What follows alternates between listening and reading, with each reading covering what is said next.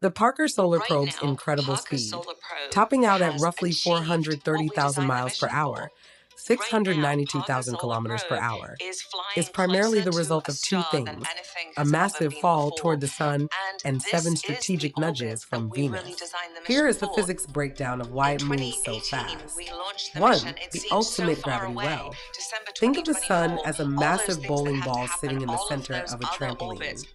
The Earth 21 is a orbits tiny that marble had to circling far just out be on the edge. flawless. To And get they close to the were. bowling ball, And the we're probe here. has to fall It down is into that steep 3.8 curve, million miles falling for from the sun's speed. surface. As the It sun's is gravity pulls breaking the all probe of these inward, it records. converts And potential it's energy into just a kinetic total, energy, yay, we did speed. it moment. Kepler's second law. A fundamental rule of orbital mechanics is that an object in an elliptical orbit moves fastest when it is closest to the object it is orbiting, the perihelion. Because Parker gets closer to the sun than any object in history, it picks up more falling speed than anything else. 2. The Venus brakes gravity assists. Counterintuitively, the probe actually uses Venus to slow down, not speed up. The sideways problem. Earth is moving sideways around the sun at about 67,000 miles per hour. If you just drop a probe from Earth, that sideways momentum keeps it from falling toward the sun. It just stays in a circular orbit. Shedding momentum. Parker has performed 7 flybys of Venus.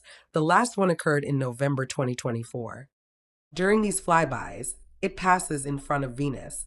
This allows Venus's gravity to tug on the probe, stealing some of its sideways momentum. The result, by losing that sideways energy, the probe can drop into a much tighter, more stretched out elliptical orbit. The tighter the drop, the faster the probe whips around the sun at the bottom of the loop. 3. Efficiency over fuel.